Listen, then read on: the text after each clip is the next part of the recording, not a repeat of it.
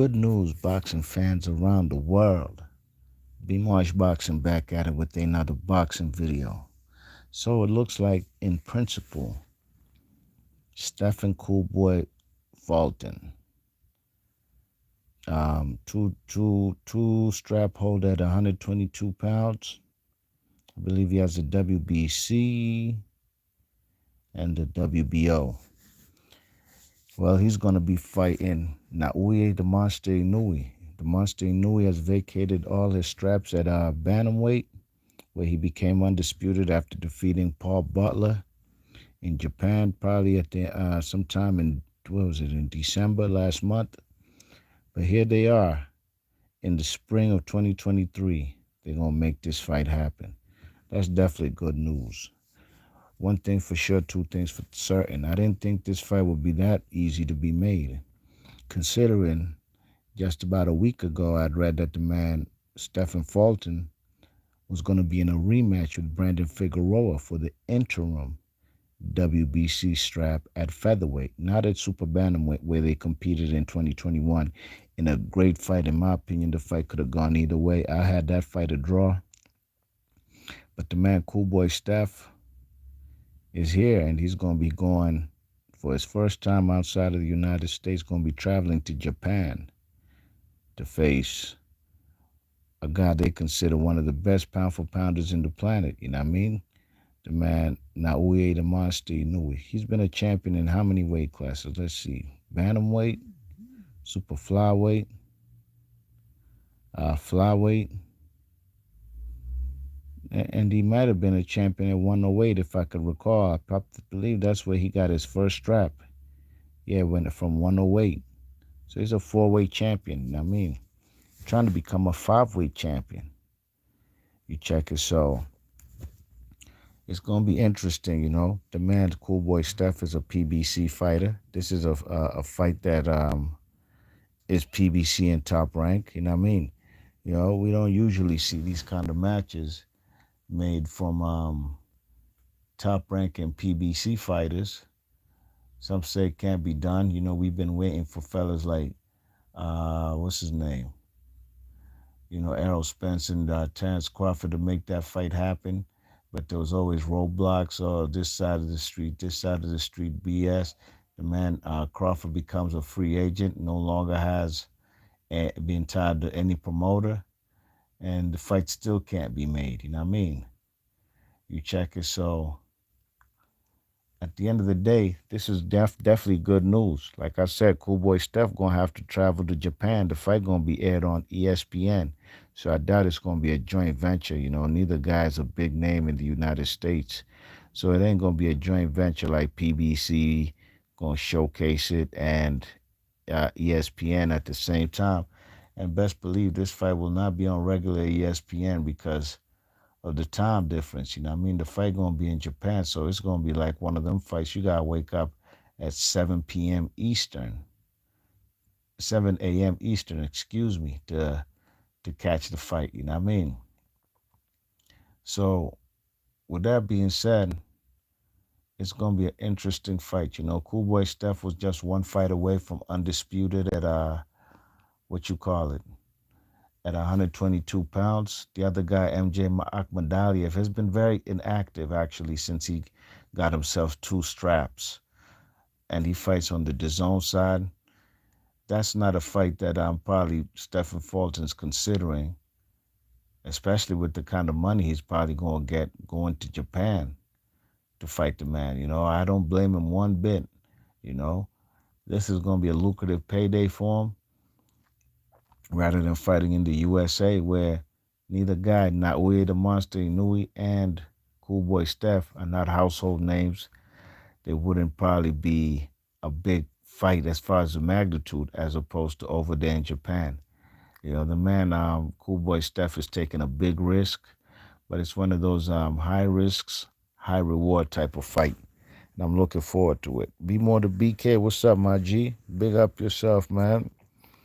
Be more to BK says, what's good, B Marshall? I listened to dude say Heyman won't allow him to go to Japan or fight on ESPN. Shaking my head. These dudes are weirdos, and I told them, Coolboy ain't no lame-o. They're definitely not. He ain't no lame. You know what I mean? You know, Cool Boy Steph is a guy who been said he'll wipe the floor with Inoue. Now he got to back it up. You know what I mean? I believe he has the skill set to make this a very good fight. And Naoya the Monster Inoue is who he is. You know, a lot of people have a lot of criticism about him. I don't. I think he always destroys fellas when they come to the ring. What else you want from the guy? You know what I mean? Now, one criticism I've always had about him was at super flyweight. He ain't fight the best at super flyweight, and he was competing on HBO. You know, when Top Rank Bob Arum and them were there.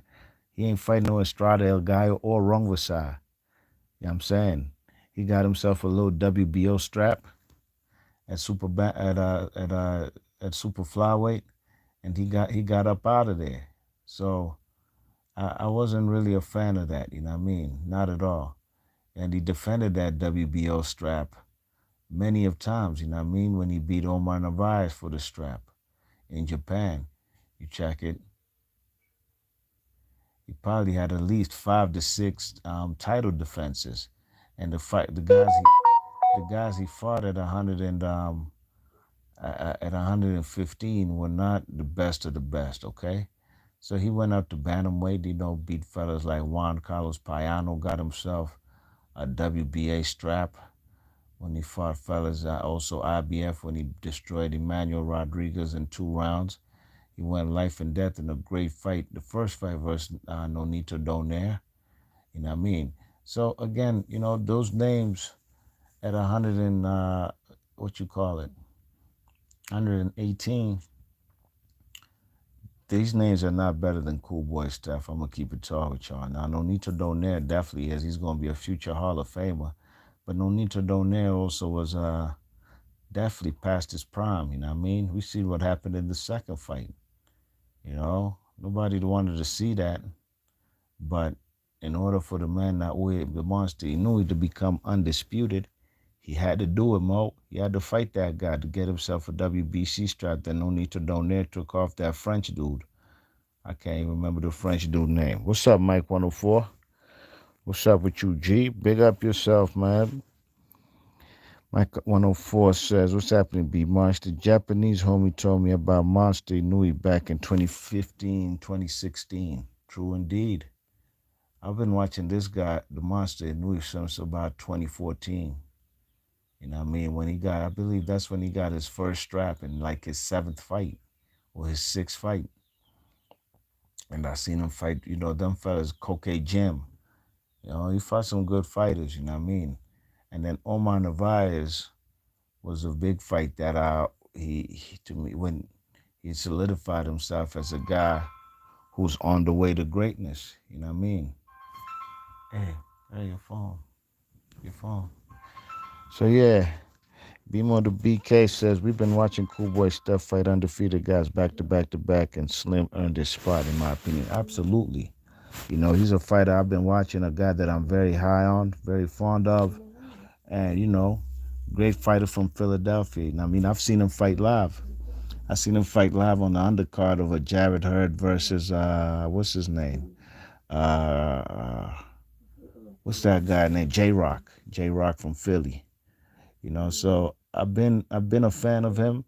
I like the Monster Inoue as well. He's carved himself a very good career, and he's possibly Hall of Fame bound because he's a champion in how many weight classes we said? 108, 112. I believe he's a 4-weight champion. And I'm saying light flyweight, 112. That's 108, 112, 115, and 118. And here he is going for a strap at a 122. This is a fight that Cool Boy Steph, like I said, taking a big risk. But I'm sure if you ask him, where would you rather have the fight? And will they show you what type of money he can get fighting in the States as opposed to fighting a man in Japan? It's the fight game, man. You got to get the most for all the risk that you're going to put on the table. You know what I mean? So, yeah, big up yourself, man. Salute to both fighters. B Marsh Boxing, big ups to Mike 104, big ups to my man B More to BK. I'll catch you guys on the next one, y'all. I'm gone. Peace.